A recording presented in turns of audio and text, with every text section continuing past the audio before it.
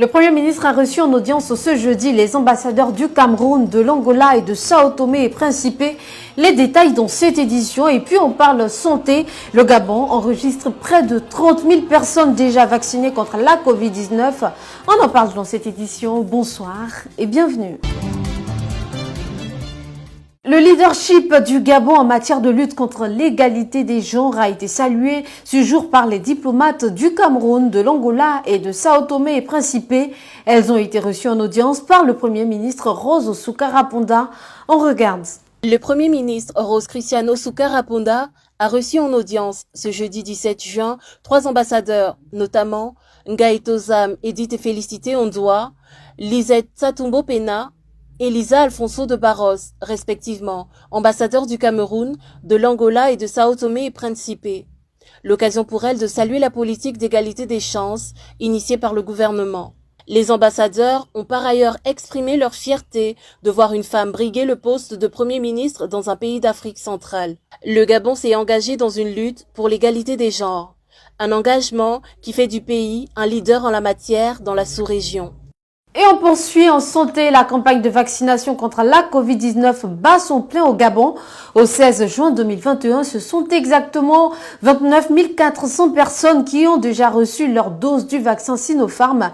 12 337 d'entre elles ont déjà pris leur deuxième dose recommandée pour lutter efficacement contre la pandémie.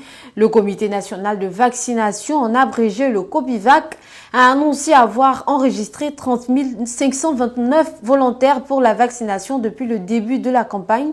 L'on dénombre à ce jour 24 centres de vaccination dans les 9 provinces. Pour la seule journée du 16 juin, les différents centres nationaux ont enregistré 1633 vaccinés, soit 469 pour la deuxième dose et 1164 pour la première.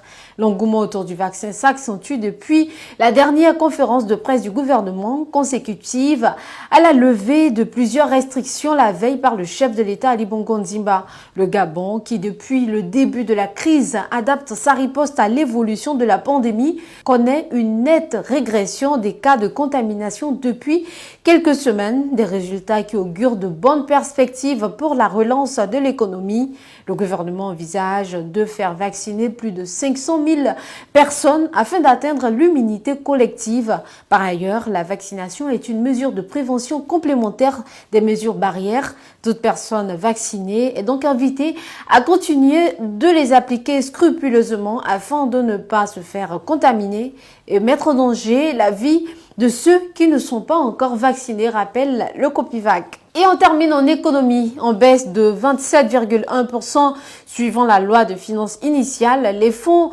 affectés aux investissements dans le projet de loi de finances rectificative 2021 sont de 353,3 milliards de francs CFA contre 483,4 milliards de francs CFA initialement prévus. Selon le gouvernement, cette baisse s'explique notamment par le reprofilage des projets financés sur financement extérieur et la reprogrammation de certains projets d'investissement financés sur ressources propres suite à la diminution des recettes.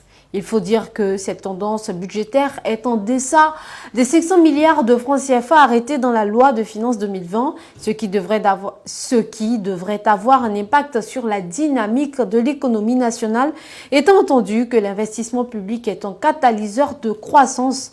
Dans la globalité, l'exécution à maxima de nombreux projets en cours, en dépit du rôle des financements extérieurs, devrait être également impactée, ce qui pourrait compromettre la relance à moins d'une amélioration dans le très court terme de la situation macroéconomique du pays. Et voilà, c'est la fin de cette édition. Ravi de vous l'avoir présenté. Restez connectés sur M241 TV, c'est la chaîne fièrement gabonaise.